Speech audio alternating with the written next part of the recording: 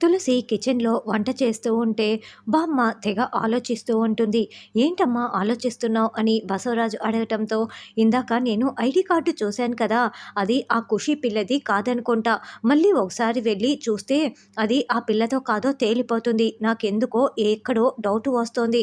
అది లేని సమయంలో దాని గదిలోకి వెళ్ళి మనం వెతికామనుకో, ఏదో ఒకటి దొరికిపోతుంది అని బామ్మ చెప్పటంతో, అలాగేనని విశాలాక్షి, బసవరాజు, బామ్మ ముగ్గురు కూడా తులసి వస్తువులన్నింటినీ కింద వేసేసి చిందరవందర చేస్తూ వెతుకుతూ ఉంటారు. అప్పుడే అక్కడ తులసి వాళ్ళ అమ్మ నాన్న ఫోటో ఉంటుంది. ఏంటి, వీళ్ళ ఫోటో ఇంట్లో ఉండటం పెద్ద దరిద్రం. ఈ ఫోటో ఇది ఇంట్లో తెచ్చిపెట్టింది. ఈ ఫోటో ఉండకూడదు అని తులసి వాళ్ళ అమ్మ నాన్న ఫోటోని బామ్మ నేలకేసి విసిరి కొడుతుంది. దాంతో ఆ ఫోటో పగిలిపోతుంది. ఆ ఐడి కార్డు కూడా దొరకకపోవటంతో వాళ్ళు అక్కడి నుంచి వెళ్ళిపోయి ఉంటారు. తర్వాత తులసి గదిలోకి వచ్చి, ఏంటి వస్తువులన్నీ ఇలా చిందరవందరగా పడిపోయి ఉన్నాయి అని ఆ పగిలిపోయిన ఫోటోని చూసి, అమ్మా నాన్న మీ ఫోటో పగిలిపోయింది అని ఏడుస్తూ ఆ గాజు ముక్కల్ని తీస్తూ ఉంటుంది. పొరపాటున వేలికి గాజు ముక్క తగిలి రక్తం కారుతూ ఉంటుంది.